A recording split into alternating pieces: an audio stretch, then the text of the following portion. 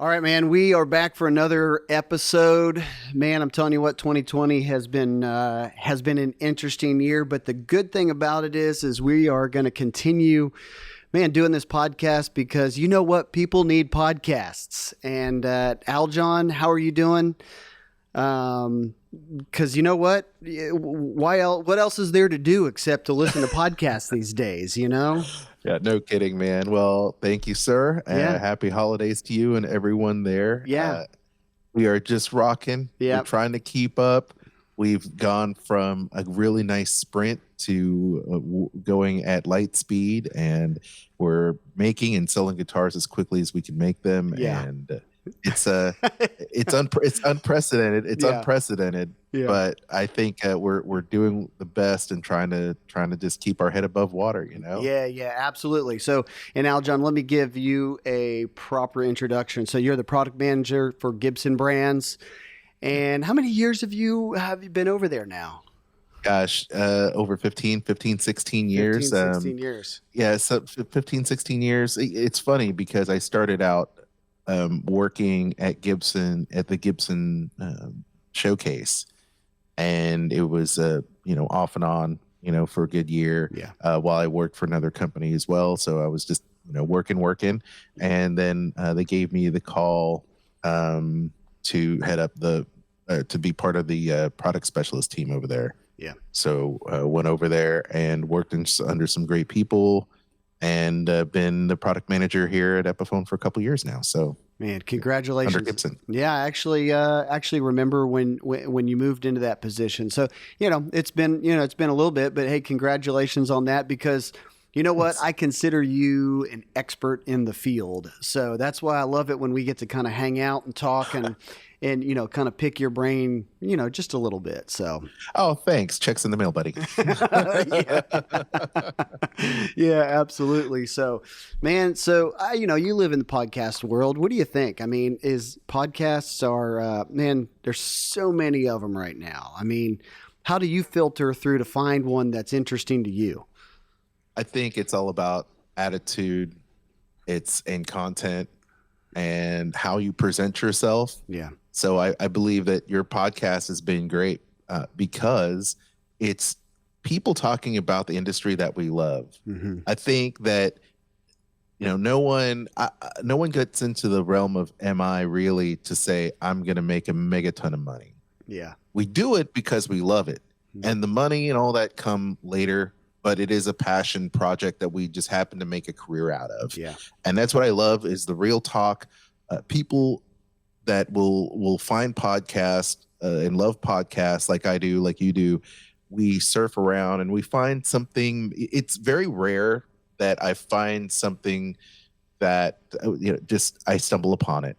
I look at what my friends listen to. I look at particular topics every now and again. Mm-hmm. But once I have a good podcast that I like in terms of how they present the stuff and their overall presentation and the personalities of the hosts, I'm like, okay, I really dig it. I'm going to subscribe. I'm going to keep subscribing to that podcast and listening to it. And if it's something that I like, I'm going to continue listening to the podcast. If not, maybe I'll listen to it for a little bit. Sure. I'll come back to it. But yeah, that's how it's all about the personalities, actually. And I feel that way about radio. I was in radio for Yeah, you were. That's right. I was in radio for a long time, several decades, and still do some stuff on the side. And I just find that, terrestrial radio, satellite radio, it's all about the personalities. Like I could listen to my classic rock playlist all day, but why I listen to radio or what intrigues me is the personalities behind it. Do I like the voice? Do I like the personality? Do I like the people? And I think it always is boiled down to people. Yeah. What do you see most important in a podcast? Does it need to be slick and produced, or do you like the kind of the raw feel of people just sitting down and talking about something you're interested in? I think it's a combination of things, really. I think I'm a stickler for good audio quality. Mm-hmm. And that's important to me. I don't like to hear hissing or any type of the things that would detract people from switching off. So that's one. The hosts, it's really important that the host has a good grasp of how they come across and are cognizant of that, and try to be good hosts. And I try to do that too. And listening to podcasts and participating in podcasts like yours. So that's something that I'm cognizant of. But some production is really good. I like the transitions and things like that kind of break my ears from the monotony of the voice. But once again, personality rules all. Yep. If the content and personality is good, then I can basically write off, some audio quality and some quirks that a host might have, because the content is so good. Yeah. Well, if all of a sudden I jump off my seat and start dancing around, it's because I'm trying to improve my personality on this show. So, dude, just have Ian bring a couple cans of coffee, Starbucks. And yeah, that's right. Yeah. It'll be a mess and real quick, but, man, I know 2020 has been a crazy year. Podcasts they were popular. They were growing in abundance, but now, 2020, I think, has made that even more. So, but obviously being over at, Gibson Brands and everything that you guys do over there, how has 2020 been for you? And man, let's just start there, because I'm sure there's a lot to talk about. Well, it isn't without its challenges. I think people understand that we're a U.S. based company and subject to all the rules and regulations of any other business that is in the United States or in Tennessee or in Montana. That's where our factories are located in. So it isn't without its challenges. We want to make sure that our people are safe, and we've instituted a lot of best practices, and our people are always being cognizant of that and using those best practices: social distancing, masking, washing of hands, all that stuff that you would expect. Yeah.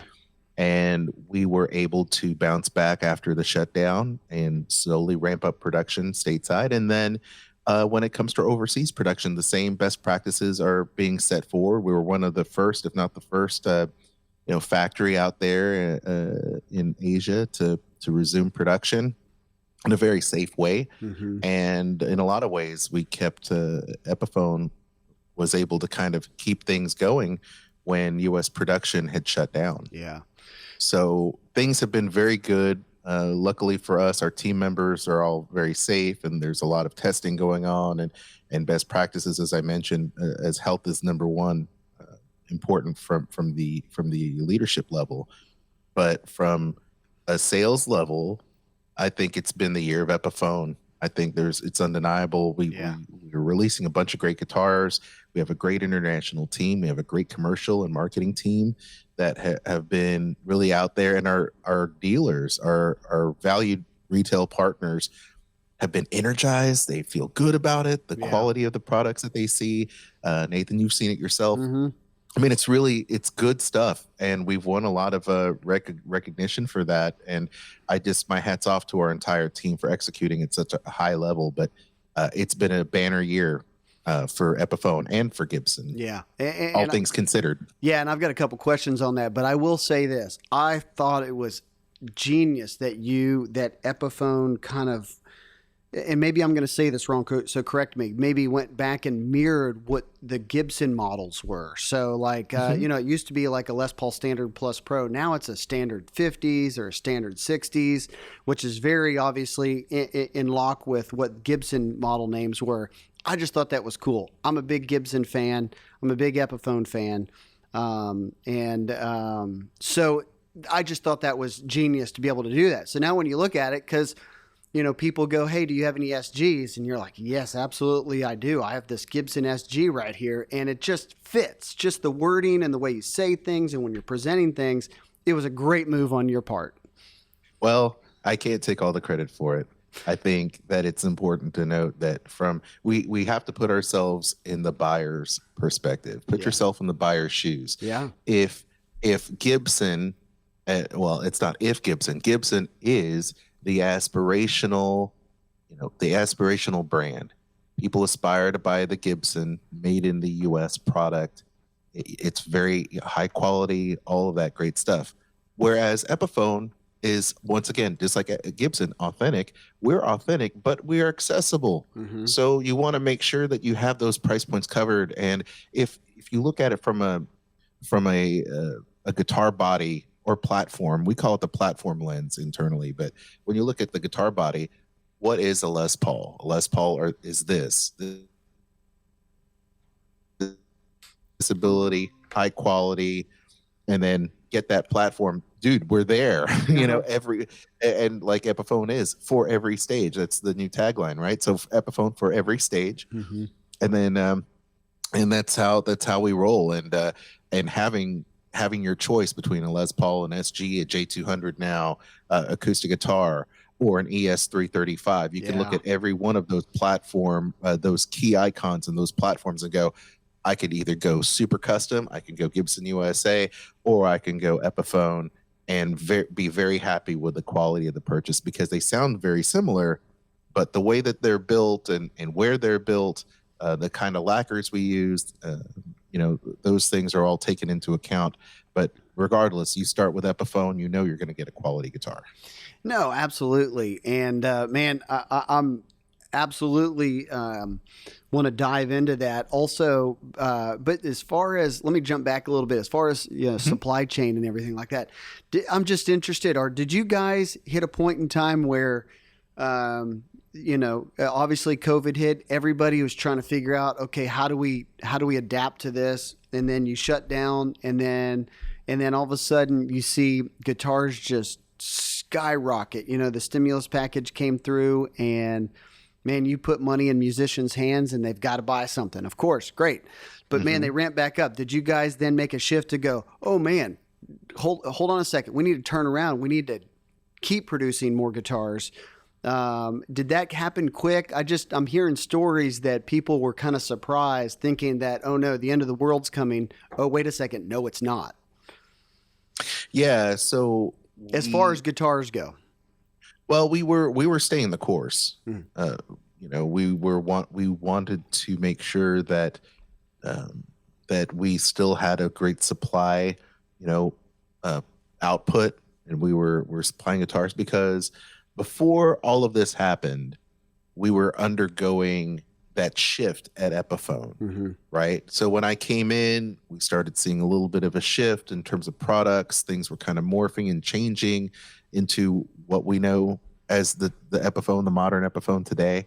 And so that change was already underway. It started with Gibson, then it worked toward Epiphone, right? So we've, at the new management had come in, new executive leadership came in and fixed Gibson, getting them on track. Then it was Epiphone's turn, and we were rounding the bend there.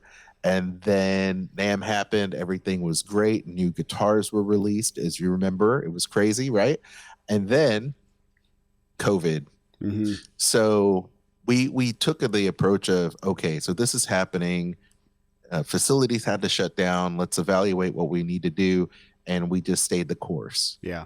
And then we saw things kind of hitting this uptick, because the guitars were still being released. We were able to recover quickly because of Epiphone, and wow, things started skyrocketing, and we just gradually started ramping up more production, adding more people and trying to get more people going. When Gibson recovered, and after being shut down, we gradually started getting back to work and ramping up production on there. And now we're just on more than all cylinders. We're constantly trying to get new qualified people through the door to help us deliver the quality guitars throughout the world. So that was one of the things, is that we kind of the shutdown gave us an opportunity to kind of take a step back, evaluate the business, look at best practices, and see what we needed to do to get back to that level. And because we sold through a lot of the older inventory through previous year, for the previous year, that really helped kind of wipe the slate clean in terms of the older inventory we had and this new inventory that was coming in, helping us build a back stock of those guitars. And then when the dealers were able to recover and they're able to get their businesses back open, we're shipping guitars. We were being, very friendly in terms of working with dealers and making sure that, so our commercial team had all those things kind of in place and what we could do in order to really help give them a boost to their business while still supplying them with the guitars and still building guitars safely. So it was just a whole thing. And kudos to our executive team and those folks that really supported the brand through this, because it was really hard for all of us globally, like it is for everybody still, during this time of challenges. But we worked through it. We worked through it as a family together, and that's why I love our Gibson family. We banded together. We made the sacrifices. We did what we needed to do, and we're still doing it to this day. And that's why I love where I work. Absolutely. So, man, everything you were saying there was great. I mean, it sounds like you didn't have to adapt. You guys, just like you said, you stayed the course. I'm interested even on your dealer side. Did you guys see the demand? Were they calling you up going, oh my goodness, I need more guitars than I've had? I mean, was there a big push to just keep getting more of your product? Yes. Okay. Right? Yes, that's a hard yes. I don't like to answer in yes or no questions because it makes for a boring podcast. But the answer is yes. We couldn't keep guitars, in the warehouse. There's requests coming in from all kinds of dealers and artists and production companies that are still wanting to create content with guitars and these instruments. And I mean, I'm glad, and that's great. And I know that there's still a challenge for a lot of dealers out there, and we're with you. We're trying to work this out. We're trying to make things better. Sure. And we're trying to help our businesses, independent businesses throughout the country that are hurting right now. But understand, we're doing the very best we can to give you the guitars that you need in order to have a successful business. Yeah, we felt the exact same thing, and it was just amazing. I never would have thought that the music industry, out of all the stories that came out of 2020 and the way things were, I just never thought the music industry would do what it did this year. And of course, companies all across the board are claiming great years. So, but yeah. So, and I'm kind of interested, you guys didn't necessarily have to adapt. You guys you just stayed the course. Now you guys are adapting a little bit more because the demand has grown. What are you guys planning to do going into 2021? Because it's not over. We're not out of the clear yet, but yet things are still morphing. Things are still changing. There's no winter NAMM this year. They're trying to do a virtual thing, so we still are going to have effects on the MI community for the foreseeable future. What are you guys thinking is going to happen? If you look at your crystal ball.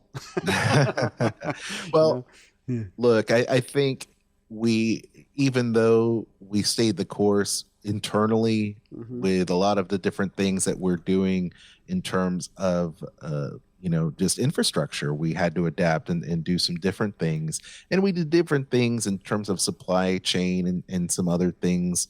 So there was that adaptation that needed to happen at our company, and finding more ways to stay relevant and engage with our fan base and our artists, and how our artists engage with the fans and the dealers. So I have to say, give kudos to our entertainment relations team and marketing teams and our artists, because we out of the gate knew.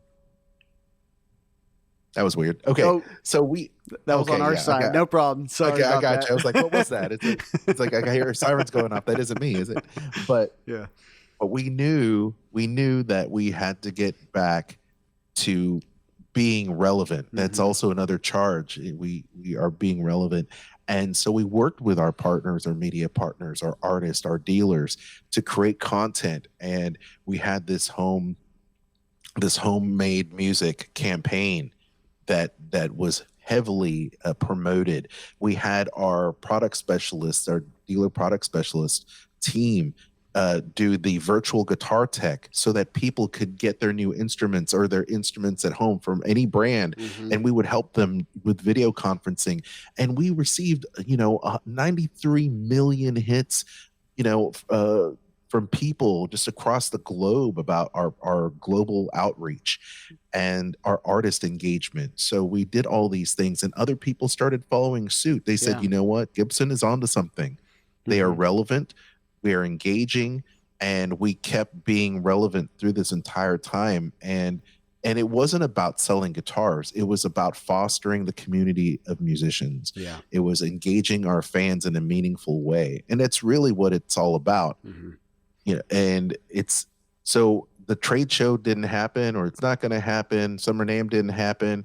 So we basically did our very best to bring our brand to the people. Yeah. And I Absolutely. think that's what you're going to see. It's you know, the Gibson TV element, as I said, keeps on growing every day. Mhm. And Mark Agnesi has done a great job with our team, winning awards for the content and the documentary style content that we have going on, and that's just great because people know us as a brand. And we not only represent guitars, but we also represent musicians and people that love music. Yeah. Absolutely. And so I think that's the thing that you're not only have we adapted and found different ways to stay relevant and engage the dealers, engage the fans and the guitarists and the artists, but also moving that forward to the next year.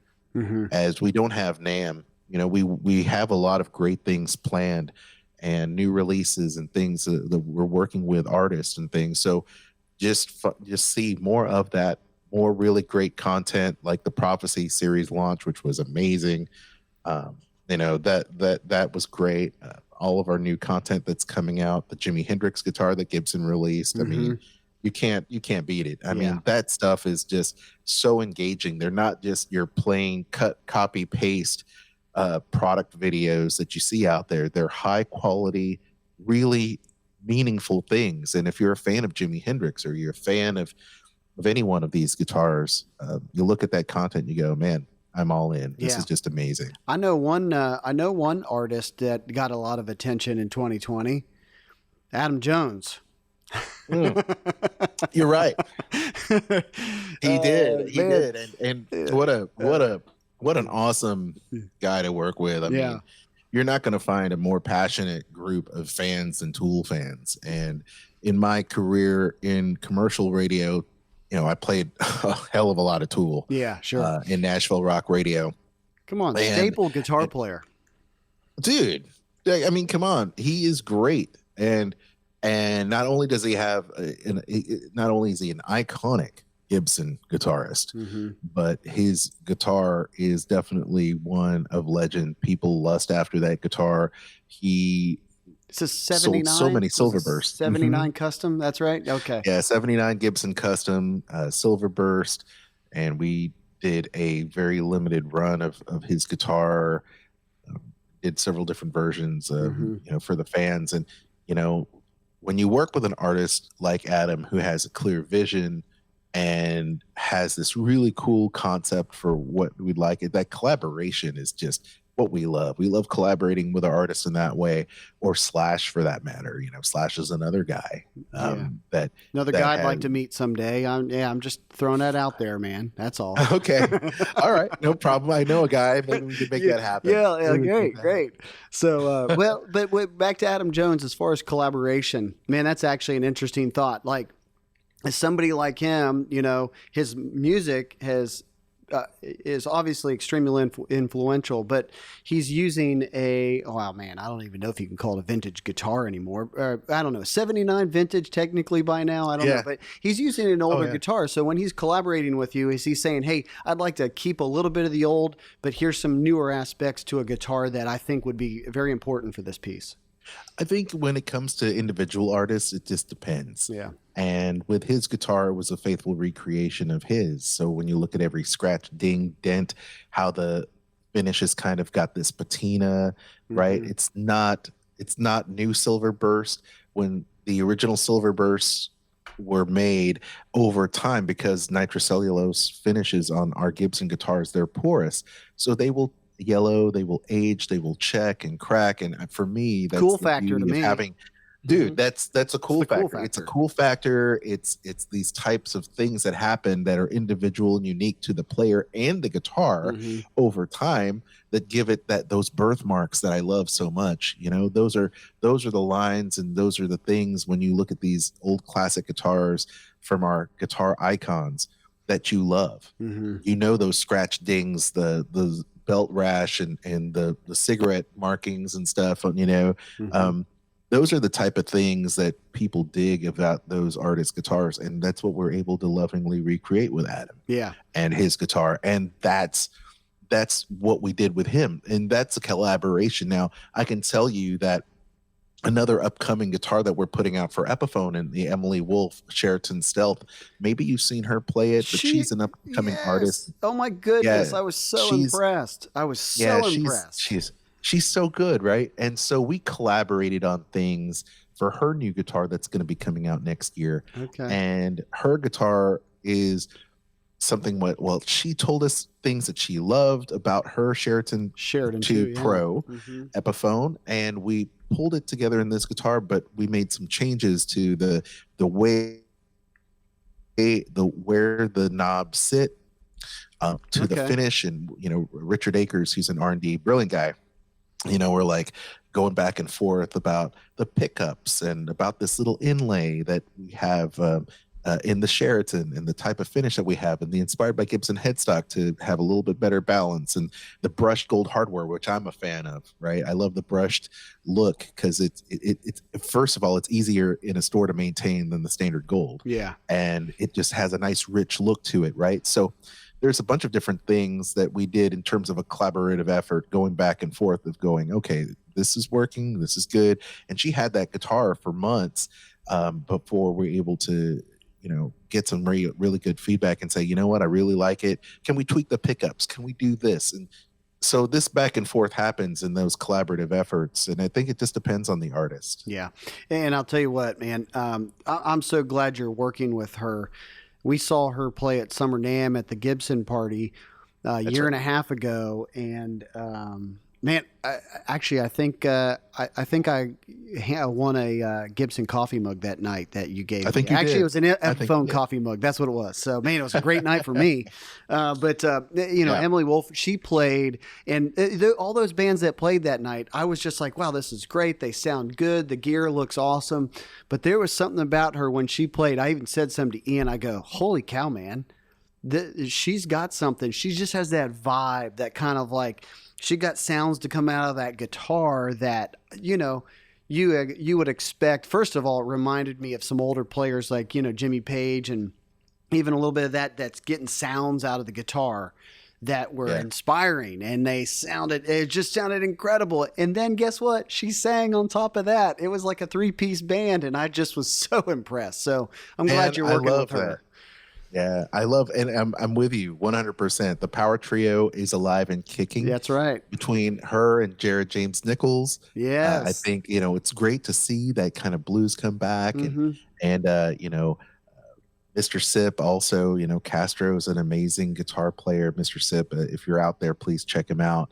But that power trio is great, and she can shred, right? So she goes out there and she just has that swag about her when she just dominates, controls that stage, and plays the crap out of that Epiphone and makes it sound like $1 million. And she's got those great kind of modern sounds, you know. She's got a little bit of that Jack White and a little bit of you know, a little bit of the Jimmy Page and a little bit of this and a little bit of that, and just all that stuff just adds to that gumbo. Hers that just is just unique, that I love. And then you got a guy like Jared James Nichols, who does a different type of more, you know, rock blues kind of thing. He occasionally does that shuffle thing and is able to get down and dirty. And where Emily's kind of got that sultry swag, Jared definitely brings kind of that raucous energy and kind of digs in, you know, in a different way. And so those artists are killer, right? And you know, those type of, and so those collaborations are great. And of course, Adam Jones, his own thing he's got going, you know. I mean, he's just 1 in a million, right? I mean, he's just 1 in a million type of player and writer. And so we're just very glad and very blessed to be working with such great artists. Yeah. No, and Jared James Nichols, man, I'm telling you, he killer guitar player, and I love it, man. He bends those notes, and he looks like he just got hit in the shin with a 2x4. Just the faces he makes, But he brings some power back to it, and that was nice to see. To see somebody handle the guitar like that, that's kind of I'm not saying it's a lost art, but it's just not something you see a lot of. Just somebody who just grabs that thing and just almost looks like they're twisting the guitar when they pull the notes out of it. He's a great player. It reminds me of Eddie Van Halen. Yeah. Oh, Rest in peace, Eddie Van Halen. So when I see a player like Eddie, it looks effortless. The guitar is a part of them. Yes. And it is a part of their signature sound. And when Eddie would play those strings, they would bend at his will. Yeah. And it was like Moses parting the ocean there, the Red Sea. Yeah.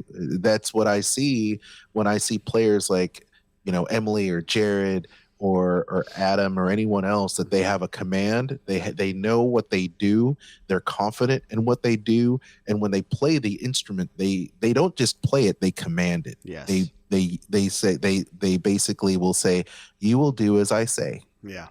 And that is a really cool thing to have as a guitar player like yourself. Like, it inspires us as guitar players to just grab those notes and hang on for just a little bit more, to really bend with purpose. Yeah. Because sometimes you just sit around and you play and you just mess around and like, okay, this is great. I'm having fun. I'm just playing.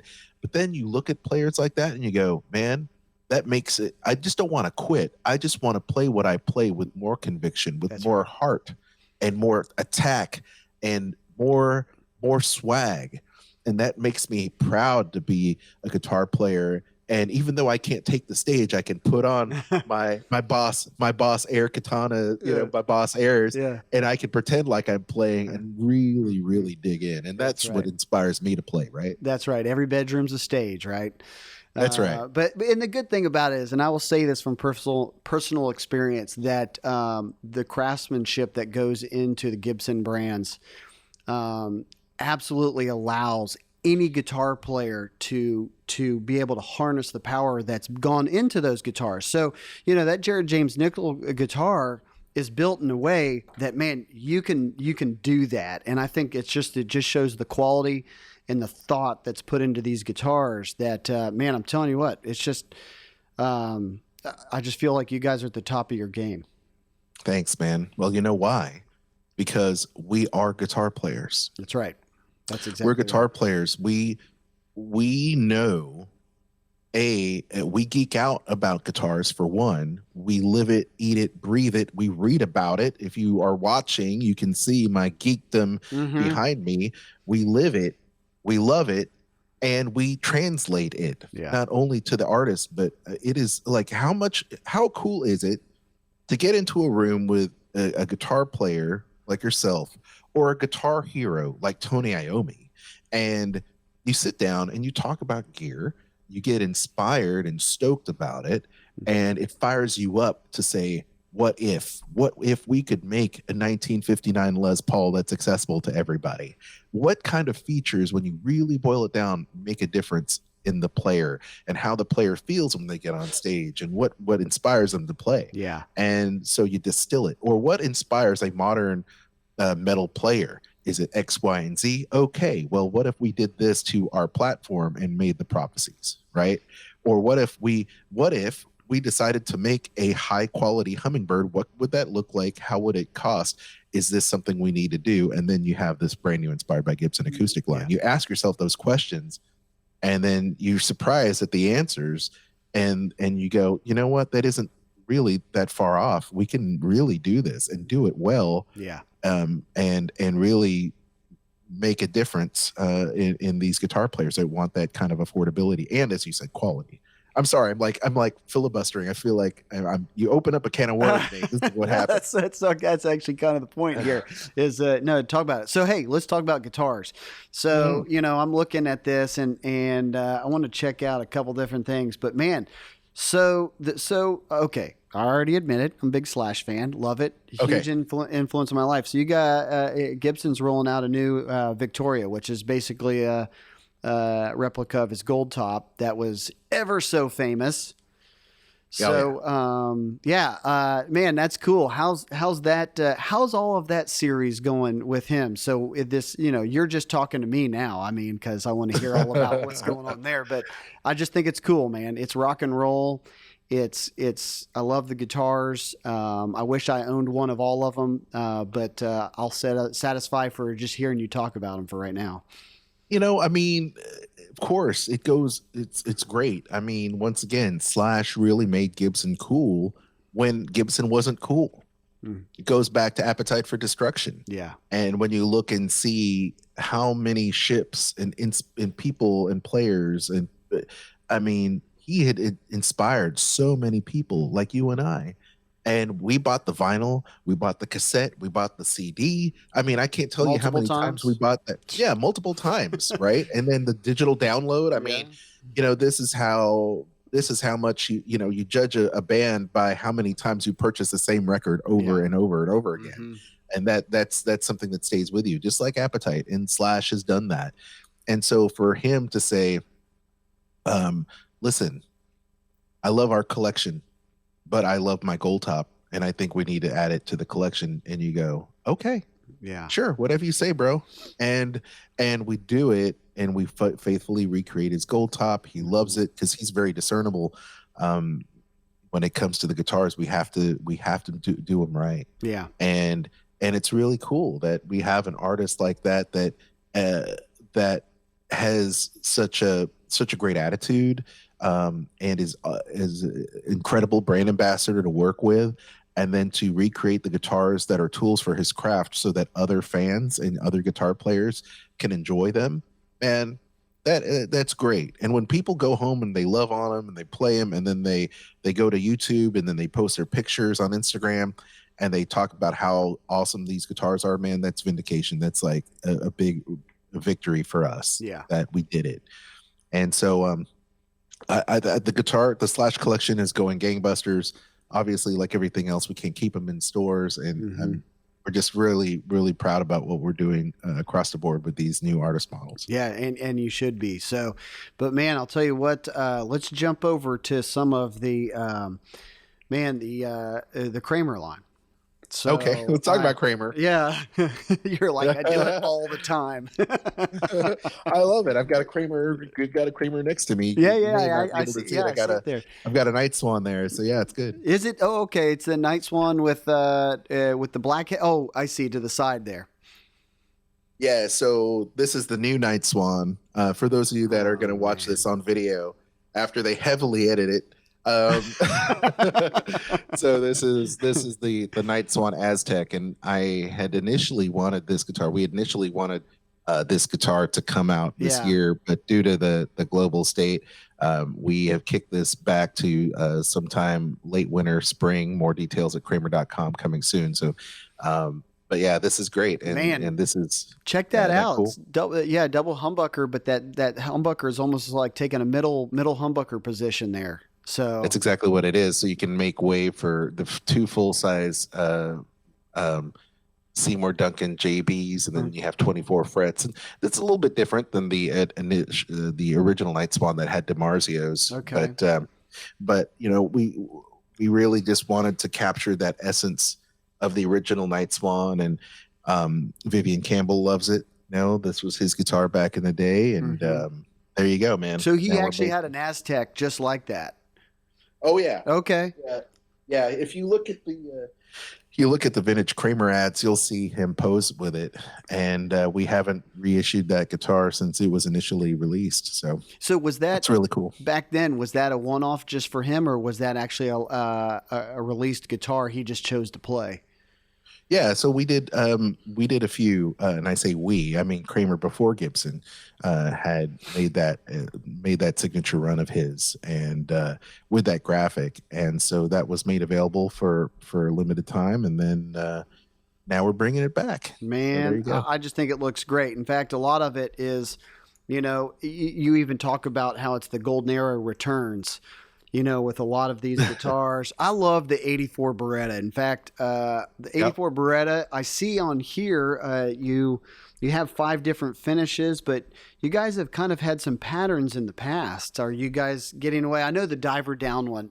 People love that one. The one with the, Okay. you know, that one was just a Stripe? Yeah. yeah, the stripe, huge success, and a lot of people ask Yeah. for that one, or even the bullseyes. So, but you guys are kind of moving in a little bit more solid colors. So, Yeah.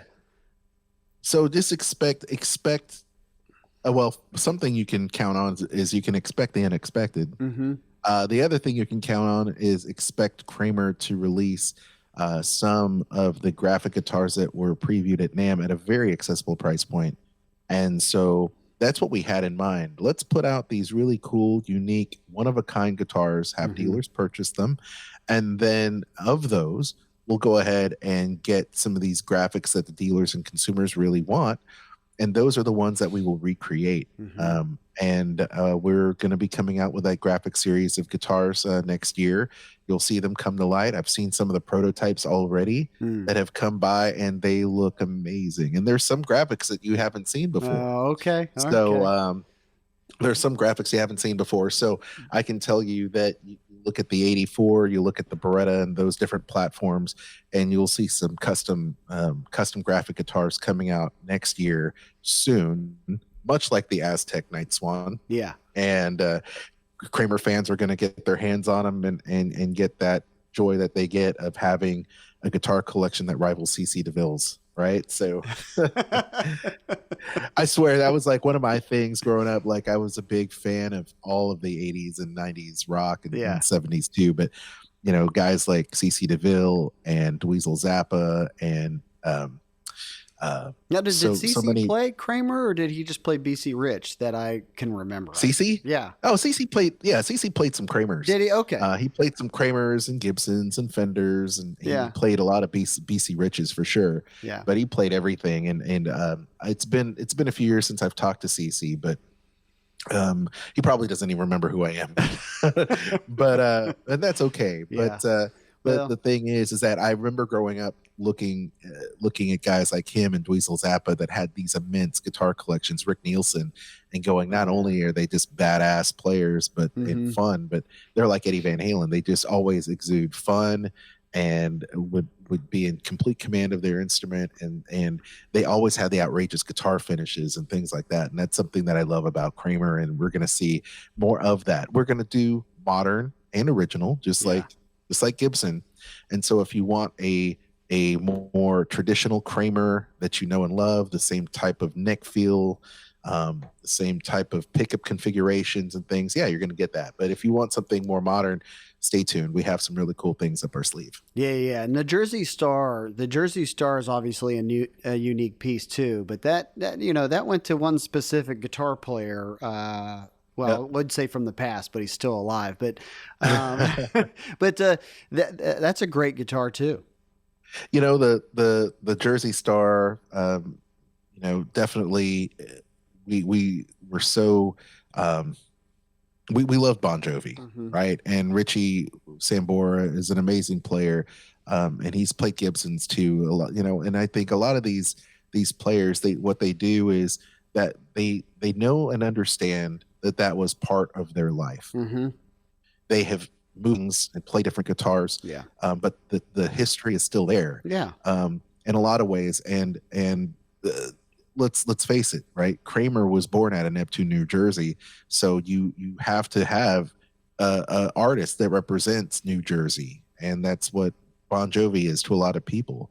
And so you have the Jersey Star, and it is just a tricked out, awesome guitar that pays tribute to to Richie and that work he did in Bon Jovi back in the day. But this is just an amazing playing axe. You've got a 3-piece maple neck. You've got the star inlays. They're not stickers or decals. They're actually inlays in the headstock through the neck and the body.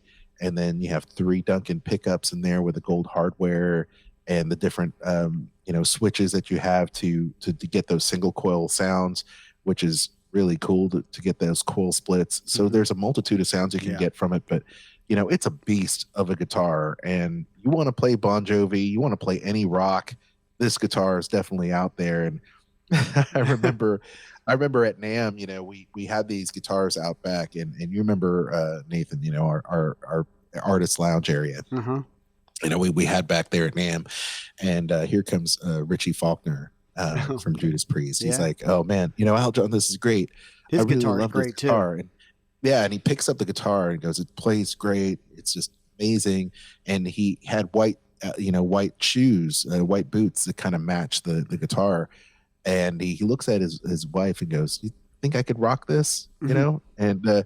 And she goes, "Yeah, they match your shoes." And I said, "Man, you rock whatever the heck you want, brother. It doesn't really matter. You don't ask me for advice, man. You just whatever guitar you play, you rock it, man. Yeah. It's good." Yeah. And it's one of those guitars for sure. I think when you pick up a guitar like that or an EVH, people automatically think, man, you must be like a huge Bon Jovi fan, or you must be a huge Eddie Van Halen fan and can play Eruption backwards and forwards. But the bottom line is these guitars are great, and they'd be a great addition to anybody's collection. Yeah. Did Kramer at one point in time in the past release a double neck of the Jersey Star? Yes. Okay. Yeah. Because I just think Richie Sambora, I mean, when you think of him, I realize he's played other guitars over the years, but I've always just known him for, the Bad Medicine video, or Lay Your Hands on Me, those classic videos, he, playing the Jersey Star, or of course the one at Dead or Alive. So it's either the Kramer guitar or that Ovation double neck that I will always associate Richie Sambora with.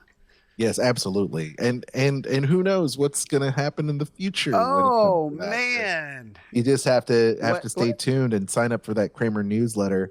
And, you never know what's going to happen. Yeah. We've given some prizes away at Epiphone.com and at Gibson.com when you sign up for newsletters and things like that. So be on the lookout. Yeah. There's a lot more we can mine from Kramer's history, and we have a lot more paths to blaze in the future. So well, hey guys, hey listeners, you heard it here first.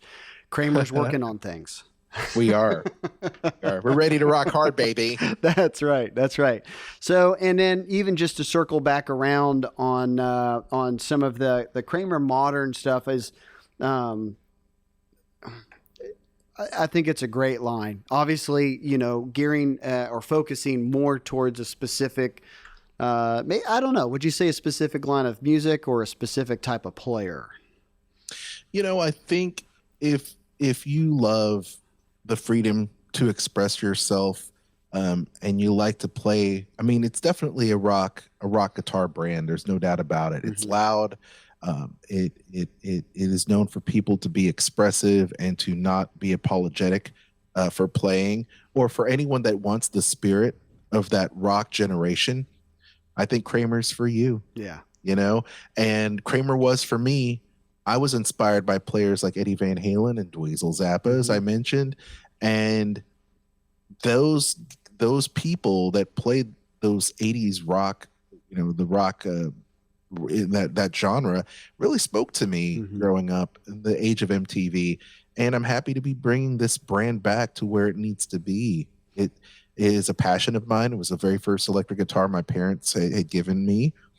And I'll never forget it. And I'm so happy to be part of the company's legacy and going back to some of the originators of the brand to connect with them and still be a part of it, and for them to give us our blessing and move forward. Yeah. And knowing that the brand is in good hands and it's not just an afterthought, that we're taking our time and producing guitars and reissuing guitars that people love. That's important to us. Yeah. And I see on the D1 bass, used to be the Disciple bass. You guys kind of dropped the Disciple name and kind of went more with just the D1 name. Is that we might be bringing the Disciple back. You never know. You never know. You never know. Hey, look, man, there are no rules. Yeah. Everything is on the table. Nothing is off the table. Sure. And our product mix is what it is now, but understand that it's going to morph and change and grow over time. And one thing that we're all tasked with is, if Kramer was our only brand, what would we be doing with it? And that's something that Cesar, our CMO, always challenges our product team about. And so I'm always cognizant of that. If Kramer was our only brand that we owned, what would we do with it? Well, you're going to find out. That's right. Oh man, I cannot wait. And then I'm going to ask you about 2021 here in just a second on some stuff. Sure. But man, I will say, I wanted to circle back around to the Epiphone. Man, the guitars there, like I said, I just think, man, they look great. They're incredible. They really do reflect Gibson guitars. Those Les Pauls. I mean, you look at some of the even like the Les Paul specials. Man, they just look great. Double P90s, or even some of Yes. the like the standard 50s and standard 60s.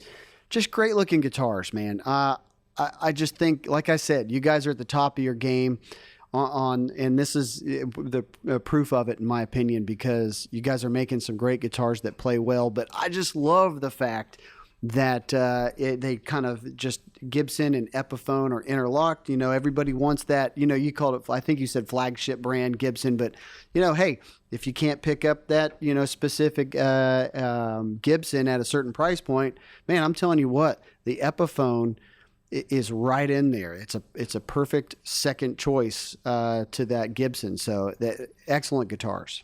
Yeah, yeah, and hey, look, it's an excellent first choice, right? Yeah, So, and I don't mean it like that at all. I meant, oh no, yeah. I know what you meant there. I know what you meant there. So I mean, the fact is that we represent for every stage, and the great thing is you buy a $599 Les Paul Standard 50s, that guitar you can rock for the rest of your life. That's right.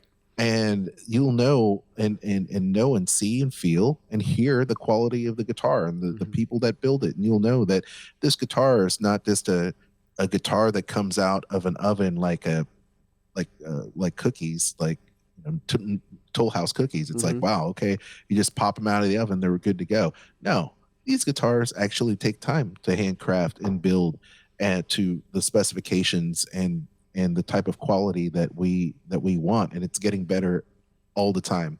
Ask our artists, ask our dealers. Yourself, you've experienced it with our instruments, and know that we are obsessed with the details. We are obsessed with quality, and we're obsessed with the customer experience. So it's really important to us, once again, because we're all guitar players. We love it when people play our guitars and they see and they tell us these guitars are awesome. I love mine, and I'm a part of all these Facebook groups, and that's what I love to see. And conversely, when something isn't right, I will address it, and we address it, and we make those changes. We do changes and improvements all the time, and held to task to things like that, and make those changes where and when we can. And so those things are not lost on us. We get the consumer feedback, and we're happy to help people through it and improve our instruments as well. Absolutely, and it shows. But I wanted to move into more about leadership. You guys, as an entire company, moved into new leadership just recently in the last couple of years, and obviously you can see how that's paid off. Talk to me a little bit about just leadership and some of the things that changed that you go, oh my goodness, this is it was such a positive thing. It had a huge effect on our company.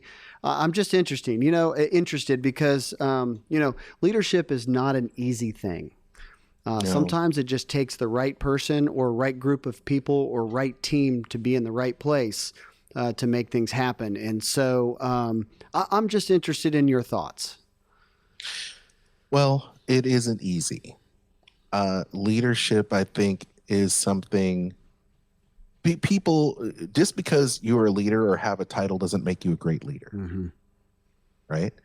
And so I think at Gibson, we are very blessed to have great top-down, leadership, that we have a great example and a great CEO. JC is an amazing, talented leader, leads by example, and we have great leadership with Cesar and the rest of the teams there at the executive level who make decisions that are well thought out. They also ask people in the brain trust if they're doing the right thing or for different ways to solve problems. When you're looking at what JC says, acting as if we are a 125-year plus startup and looking at these different options that come to them, or ways to solve issues or ways to better the business, we're all in it together. As I said earlier in the show, we are a family, and I truly believe that. Yeah. I can say that with 100% all of my fiber and being, saying this is the best time that I've ever experienced in the company in the years that I've been there. And it's because they are willing, open, and take care of their people, and they take care of us, and they take care of others, and the Gibson Gives Foundation is another great way that we show that we are not just, taking care of us and all these other people, but, looking at paying it forward to other musicians and outreach in schools and different things. So it really is a great time for leadership. They embody the spirit, and they show by example how they've been able to lead us through, be very transparent in the type of communications and how what's going on at the company at every level at these different stages. We talk every month to the entire company. They talk every month. We have a company newsletter that goes out every month, and people are now more in the know with Gibson than they ever have been in the company's history. And this is a really great thing for us. Yeah. And the leadership is there, and I'm very happy about that. Yeah. It's interesting. You can tell when the right person steps into that leadership position to empower the people around them. It allows them, it's amazing. For lack of a better word, the more that gets done when you have the right leadership, just purely to empower people around them, that it becomes a different company. And I'm just saying, I feel like I'm seeing nothing but positive vibes coming off of Gibson and Epiphone and Kramer and just everything that's going. You guys can tell you're excited about life and excited about what's going on. And that's ultimately why I wanted to talk to you today, is just, first of all, 2020, we need some positive news. Yes. We really do. But also you can tell, everybody's looking from afar, at JC stepping in, with the changes that happened. Everybody's looking from afar to see, is it going to sink or swim, And from what we can tell, man, you guys you're shining, and it's just interested to hear some feedback on why that's happening. Leading by example is so important. Mm-hmm. And we have a great leadership. We have great executive team. We have great support from the top. All of us feel empowered. Mm-hmm. And we are working very proactively to make Gibson and Gibson culture the very best it can possibly be. Yeah. And I am thrilled. I get up in the morning, and now that I have 2 children at home, I'm very happy to live for my family, but also I'm very excited about working every day to better the brand and to better the guitar player community around the world. And it's really cool.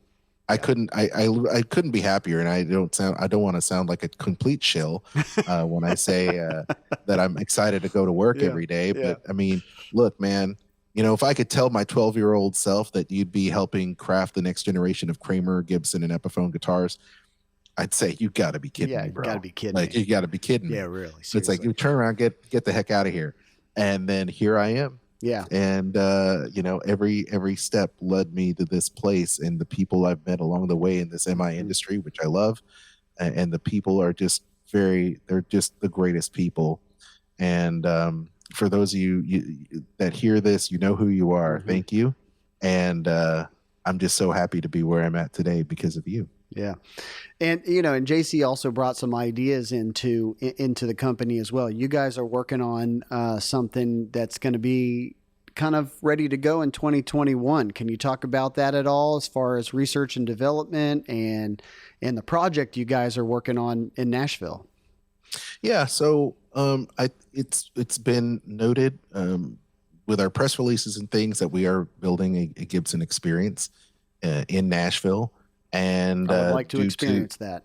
Yeah. So this experience, the Gibson Garage, is going to be opening soon. Yeah. And all I can say is it's going to be a great place to check out all these great guitars, new, vintage, interact with some of the people that make the guitars, and it's just going to be a really great hub for all things Gibson, Epiphone, Kramer, and all the things that you would come to know, love, and expect from the brand and the brand ambassadors that will be working there. Oh man! So expect to see that coming up this coming year, and I can't wait for people to check it out. And hopefully, when things are better, yes, I know everyone can be there in person to check it out for themselves. And in the meantime, just stay tuned at Gibson.com, and I'm sure we'll have some more, concrete announcements coming soon. Yes. And people will be able to check it out. But, it's a place that's real. It's real, and it represents the brand. You step in, you walk in, and you experience it. And it's not like it's going to be unlike anything anyone's ever seen from anybody. See, that's what I'm talking about. That's the love that only comes from guitar players. You got it, man. Yeah, that's going to reflect on that. But hey, I noticed you said something about brand ambassadors are going to be there. Are the global brand ambassadors going to be there? Or I don't know. Probably, maybe, maybe. Oh, I mean, I'm a brand ambassador. Desperate? Okay, well, I know you are. I'm a brand ambassador. I'll be there. Yeah, so I'm excited about that. I'm excited about that. So will this? I may not have a top hat, but I'll be there. Will anybody with a top hat be there? That's all I'm asking. Maybe. I don't know. We'll just have to see. Like I said, you know what? When things are better, when we're at a state where people can travel and be safe, like I said, that's the number one thing. And hopefully people will be able to experience it. They might even experience it virtually. Yeah. You just never know. But more details to come, but it's an exciting place. That is exciting. Well, man, Aljon, I don't know. We had a great conversation. We covered a lot of stuff. Is there anything that you're going, man, I'd love to just mention this really quickly that we could kind of close out on? Oh man, there's so much to talk about.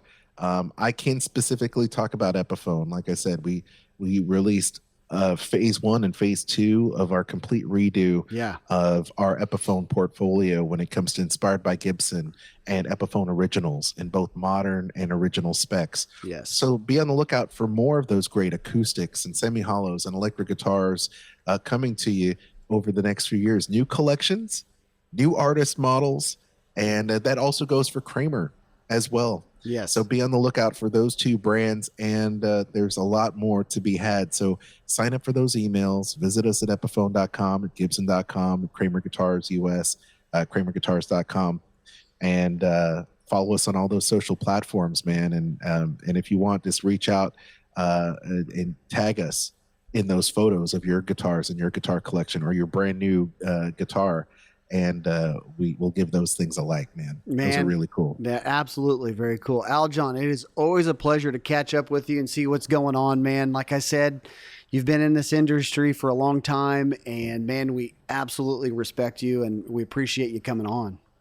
Happy holidays to you. Yes. Happy holidays to the team there at MIRC, and happy holidays to you, the listener. And thank you so much for tuning into the show every single week and supporting our brands and all the great brands out there. We are one community, and we just want to make the world a better place, one guitar at a time. That's right. All right, my friend. Hey, have a great rest of the year, and happy holidays to you as well. You too. Take care. Okay. The Music Retail Show is brought to you by MIRC LLC, providing solutions for the musical instrument community by being a reliable source for diverse music products.